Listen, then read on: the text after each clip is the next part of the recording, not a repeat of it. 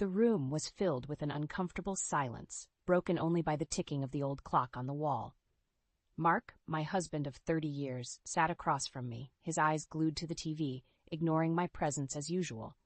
I sat there, lost in my thoughts, feeling the weight of years of unspoken grievances and suppressed anger. I had reached my limit. "Did you finish moving?" Mark's voice, tinged with his usual condescension, pierced the silence. I didn't look at him as I replied, "I'm leaving, Mark." My voice was calm, but inside a storm was raging. Mark scoffed, "Oh, really? And where will you go, Anna? You can't survive without me." His words stung, but they also fueled my resolve. For too long I had endured his dismissive attitude and his mother's incessant meddling. It was time to reclaim my life. "I'll manage," I said, standing up. I felt empowered despite the fear and uncertainty that lay ahead. His mother, who had been living with us for the past year, walked in, her eyes narrowing as she saw my packed bags. "Running away, are we?" she sneered. "I knew you didn't have the spine to handle this family." Ignoring her, I grabbed my bags and headed towards the door. Mark didn't move to stop me. Instead, he called out, "You'll be back. You need us." As I stepped out of the house, I felt a sense of liberation. The cool evening breeze felt like a balm to my suffocated soul. I didn't know where I was going, but for the first time in years, I felt a glimmer of hope. For 30 years, I had played the dutiful wife to Mark, a man who saw me more as a convenience than a partner. Our son Alex was the only light in my life, but even he couldn't fill the growing void in my heart. Mark's mother, with her constant criticisms and manipulations, only added to the toxicity of our home. I found a small apartment, modest but peaceful. It was my sanctuary, a place where I could breathe and think without judgment. In the following days, I ignored the barrage of calls and messages from Mark and his mother. They fluctuated between pleading and threats, but I was done listening. My coworkers at the library, where I had worked part-time for years, were supportive. They had seen the changes in me, the gradual loss of my spirit. Now, they witnessed my rebirth. One evening, as I was settling into my new routine, my phone rang. It was Alex. "Mom, are you okay?" His voice was laced with concern. "I am, Alex. Better than I've been in years," I replied, my voice steady. "I'm proud of you, Mom. Dad and Grandma, they're not taking it well. Dad's been drinking, and Grandma won't stop talking about how you've abandoned them." A pang of guilt hit me, but I pushed it away. "They'll manage, Alex. They need to learn to respect others." Alex was silent for a moment. "I'm glad you're finally thinking about yourself, Mom. Let me know if you need anything." As I hung up the phone, I realized this was just the beginning. Mark and his mother had underestimated me for years. It was time to show them that I was no longer the woman they thought they could control. My journey of self-discovery and revenge had just begun. In my small apartment, surrounded by the few belongings I had taken with me, I reflected on the past 30 years with Mark. Our marriage, once filled with promise, had slowly disintegrated into a shadow of what it could have been. It all started blissfully.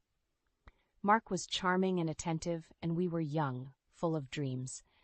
But as the years passed, the charm faded, revealing a man more interested in his own needs than those of his family. When Alex was born, I thought it would bring us closer, but it only highlighted our differences. Mark's idea of parenting was providing financially, leaving the emotional nurturing to me. His mother, Eleanor, always hovered in the background, her criticism of my parenting a constant drone. "Anna, you're coddling the boy too much," Eleanor would say. "Mark never needed all this fuss." I endured her jibes, focusing on Alex, who grew up to be a thoughtful and independent young man, despite the tension at home. The turning point came when Eleanor moved in with us. Mark didn't even discuss it with me. I just came home one day to find her bags in the hallway. "My house is too lonely," she had said, a manipulative glint in her eye. Living with Eleanor was suffocating. She criticized everything from my cooking to the way I dressed. "Mark could have done so much better," she would often say within my earshot. But what truly broke me was discovering Mark's betrayal. I stumbled upon bank statements one day, revealing large withdrawals from our joint account, money used to fund Eleanor's gambling habit and Mark's secret indulgences. Confronting them led to heated arguments, with Mark always siding with his mother. "She's my mother, Anna. She needs this to cope with her loneliness," he would argue, dismissive of my concerns. The final straw came when I overheard a conversation between them, plotting to take control of the finances completely, reducing me to nothing but an occupant in their house. I knew then that I couldn't live in that shadow any longer. The day I left, I promised myself that they would one day understand the pain they had caused. My plan was simple yet effective. I would hit them where it hurt the most, their pride and their finances. I started by legally separating our finances, a move that shocked Mark. "What do you think you're doing?" he had yelled over the phone. "Protecting myself, something I should have done years ago," I replied, my voice calm but firm. Eleanor's reaction was even more dramatic. "You ungrateful wretch! After everything we've done for you," she screeched when she found out. But I was unmoved. The years of submission were over. I was playing by my own rules now, and this was just the beginning of their karma. The weeks following my financial independence were tumultuous. Mark and Eleanor were furious, their true natures fully exposed in their anger. I received countless calls, each more venomous than the last. "You think you're clever, Anna?" Mark hissed during one call. "You're nothing without me. You'll come crawling back." "I won't, Mark. I'm done being your puppet," I replied, my newfound strength bolstering my words. Eleanor was even more vitriolic. "You'll regret this, Anna. You've ruined our family." "There was no family to ruin, Eleanor. It was an illusion," I shot back. Despite their threats, I felt liberated. The fear that once controlled me had evaporated, replaced by a resolute desire for justice. It was time for them to face the consequences of their actions. I started by reaching out to old friends and acquaintances, sharing my story. The truth about Mark and Eleanor's manipulations and financial deceit quickly spread, tarnishing their reputations. Mark, who prided himself on his social standing, was appalled. "How could you do this to me?" he demanded during a rare face-to-face encounter. "You did this to yourself," I replied calmly. "I'm just shedding light on it." Eleanor, faced with the community's judgment, was equally distraught. "You've turned everyone against us. This is war, Anna." But I was no longer intimidated by her. "No, Eleanor, this is justice." I watched as their world crumbled. Mark's friends began to distance themselves, wary of his tarnished image. Eleanor's social circle, once a source of her pride, dwindled as the truth about her gambling and manipulation spread. But I didn't stop there. I knew their financial instability was their weakest point. With the help of a lawyer, I began the process of claiming my share of our joint assets, ensuring that Eleanor's gambling debts were exposed and Mark's mismanagement of our finances was brought to light. The court proceedings were grueling, but I stood my ground. Mark and Eleanor's attempts to discredit me fell flat, their lies and deceit no match for the truth. As the judge ruled in my favor, granting me a significant portion of our assets, I saw the defeat in Mark and Eleanor's eyes. It was more than just a legal victory. It was a moral one. "You've destroyed us, Anna," Mark said, a shadow of his former arrogant self. "No, Mark. You destroyed us long ago. I'm just picking up the pieces," I replied. Walking out of the courtroom, I felt a weight lift off my shoulders. For the first time in years, I looked forward to the future, free from the chains of my past. Mark and Eleanor's downfall was the first step in my journey of reclaiming my life, and I was ready for whatever came next. The aftermath of the court ruling was a whirlwind. With my rightful share of the assets, I began building a life free from Mark and Eleanor's shadow. Their reactions, however, were a mixture of disbelief and fury. "You can't do this to us, Anna," Mark exclaimed over the phone one evening, his voice laced with desperation. "I've done nothing but take back what's mine," I replied firmly. "You should have thought about the consequences before you betrayed me." Eleanor's response was more underhanded. She tried to rally family members against me, painting herself as a victim. But her attempts were futile. The truth about her had spread too far. "Anna, you're tearing this family apart," she accused during a chance encounter at the grocery store. "This family was broken long before I left," I countered, not giving her the satisfaction of seeing me upset. I relished the freedom of living on my own terms. I changed my phone number, cutting off their direct line of harassment. I also started volunteering at a local shelter, finding solace in helping others who had faced similar struggles. But my quest for justice wasn't over. I learned that Eleanor was planning to contest the court's decision, still clinging to the hope of reclaiming the money for her gambling habits. "You won't get away with this, Anna. I'll make sure of it," she threatened in a message relayed through a relative. In response, I fortified my legal defenses, prepared to counter any move she made. I was no longer the woman who shied away from confrontation. I was a fighter, standing up for what was rightfully mine. Mark, meanwhile, was crumbling under the pressure.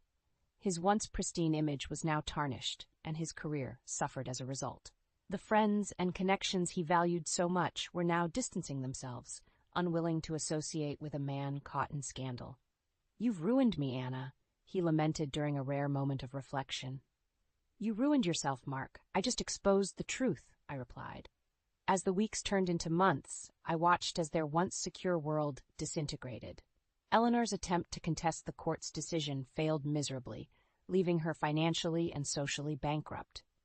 Mark's career continued its downward spiral, his reputation irreparably damaged. But despite their downfall, I felt no joy in their suffering. It was a necessary step in my journey, but it was not the end. I had reclaimed my independence and my dignity, but I was still healing from years of neglect and emotional abuse. As I continued to rebuild my life, I focused on finding peace and happiness within myself. I had emerged from the shadows of my past, stronger and more resilient. My story was not one of revenge, but of emancipation, a testament to the strength of the human spirit in the face of adversity. Several months had passed since the court's decision, and the ripples of my actions were still felt. Mark and Eleanor, now estranged from most of their acquaintances, were living a shadow of their former lives. One day, I received an unexpected visit from Alex. He looked troubled, his usually bright eyes clouded with concern. "Mom, I just came from seeing Dad and Grandma," he began, his voice heavy. They're not doing well." I offered him a seat and a warm cup of tea. "Tell me what happened, Alex." He sighed deeply before continuing. "Dad's been let go from his job, his drinking, it's gotten worse. And Grandma, she's lost everything to gambling. They're selling the house." I listened, my heart aching for Alex. Despite everything, they were still his family. "Mom, did we go too far?" he asked, his voice barely above a whisper. "Alex, we stood up for what's right. They made their choices," I replied, my voice tinged with sadness. The news of their misfortune didn't bring me joy. Instead, it was a somber reminder of the consequences of a life lived without integrity and respect for others. The following weeks were filled with whispers and rumors. Mark and Eleanor's house, once a symbol of their success, was now on the market. Their fall from grace was complete. I heard from a mutual acquaintance that Mark had tried to find work, but his reputation preceded him. Eleanor, meanwhile, had become a pariah in her social circles, her gambling addiction now public knowledge. One evening, while I was out for a walk, I saw Mark. He was a shadow of the man he once was, his posture slumped, his eyes hollow. Our paths crossed, and for a moment we stood there in silence. "Anna, he began, his voice cracking.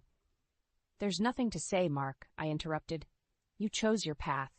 He nodded slowly, a resigned look in his eyes. "I never thought it would come to this," he murmured. As I walked away, leaving Mark behind, I felt a sense of closure. The man who had once held so much power over me was now just a stranger with a broken past. Eleanor, too, faded into obscurity. Her once lively demeanor was now subdued, the realities of her actions finally catching up to her. As the chapter of Mark and Eleanor closed, I realized that my journey was about more than revenge. It was about reclaiming my life and finding peace. I had stood up to my oppressors, not for vengeance, but for justice and self-respect. The experience had taught me the power of resilience and the importance of standing up for oneself. As I continued to build my new life, I did so with a newfound strength and a heart ready to embrace the future. Months turned into a year since the upheaval of my life began. In this time, my journey of self-reinvention continued, with each day bringing new strengths and realizations. The downfall of Mark and Eleanor was not my endgame. It was merely a byproduct of my pursuit for justice and respect. One crisp autumn afternoon, I sat in my cozy living room, the warm sunlight streaming through the window, reflecting on the changes. The phone rang, interrupting my thoughts. It was Alex. "Mom, I wanted to tell you something," Alex said, his voice brimming with excitement. "Sarah and I are getting married, and we'd love for you to help us with the planning." Joy surged through me. That's wonderful news, Alex. Of course, I'd love to help. Our conversation was filled with laughter and plans for the future, a stark contrast to the calls filled with distress and despair from the past. A few days later, while out for my regular walk, I encountered Eleanor. She seemed smaller, diminished somehow. Our eyes met, and there was a brief flicker of something, regret perhaps, or realization in hers. "Anna," she began, her voice quivering. I'm sorry." The apology, unexpected and late, caught me off guard. "Eleanor, your actions brought you here. I hope you find some peace." As I walked away, leaving Eleanor standing alone, I realized the full extent of my transformation. I no longer harbored anger or resentment. I had moved beyond the need for revenge. The wedding planning with Alex and Sarah was a joyful affair. It was during these moments, surrounded by love and hope, that I truly appreciated the beauty of moving forward. The day of the wedding arrived, a beautiful ceremony filled with laughter and tears of joy. Watching Alex and Sarah, so full of love and promise, I felt a sense of accomplishment. Despite the challenges, we had emerged stronger. In my toast, I said, "Life brings many challenges, but it's how we face them that defines us." Today, we celebrate love, resilience, and new beginnings. As the evening drew to a close, I looked around at the happy faces, feeling content.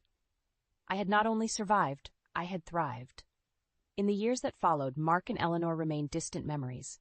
I heard through the grapevine that they had moved away, each carrying their own burdens. My life, once overshadowed by their presence, was now my own. I found fulfillment in my work, joy in my role as a mother and friend, and peace in my solitary moments. As I sat in my garden one sunny afternoon watching the flowers bloom, I realized this was what true freedom felt like. My journey had been long and fraught with obstacles, but it led me to a place of contentment and strength. The end of my marriage was not the end of my story. It was the beginning of a new chapter, one where I was the author of my own life, and in this new chapter I found happiness, peace, and a sense of self that no one could ever take away.